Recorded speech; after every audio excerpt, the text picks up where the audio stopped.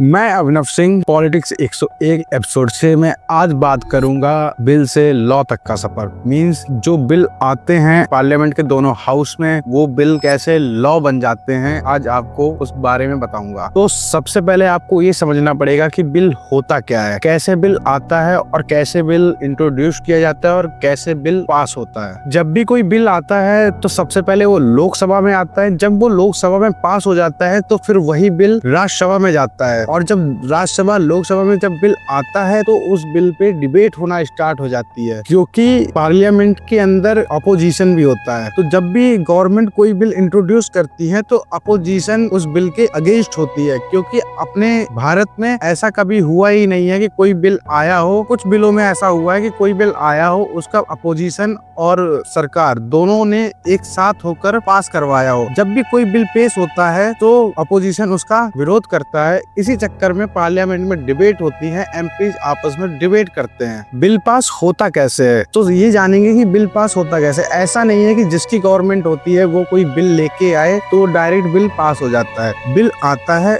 और उसके बाद जो सदन में 2/3 मेंबर होते हैं, 2/3 मेंबर अगर उस बिल के पक्ष में होते हैं तब ही वो बिल पास होता है। मतलब कि ये समझिए कि अगर उस सदन में उपस्थित उस दिन 300 लोग हैं तो 300 लोगों का 2/3 वोट बिल के सपोर्ट में चाहिए होता है, तब ही वो बिल पास होता है। तो जब बिल की वोटिंग होती है तो सदन में तो 545 मेंबर होते हैं, लेकिन मैटर ये करता है कि उस दिन हाउस में कितने मेंबर उपस्थित हैं। तो जितने मेंबर उपस्थित होते हैं उनका 2/3 मेंबर वोटिंग करता है बिल पास होने के लिए, तब बिल पास होता है। तो फिर इसका यही प्रोसेस होता है। जब बिल लोकसभा राज्यसभा दोनों जगह से पास हो जाता है, फिर वही बिल जाता है प्रेसिडेंट के पास। मतलब कि बिल अगर लोकसभा और राज्यसभा में पास हो जाए और प्रेसिडेंट इसको अप्रूवल ना दे तो वो उस समय खारिज हो जाता है, और इसके लिए प्रेसिडेंट के साइन चाहिए होते हैं। हर लॉ पहले बिल होता है, लेकिन हर बिल लॉ नहीं बनता है।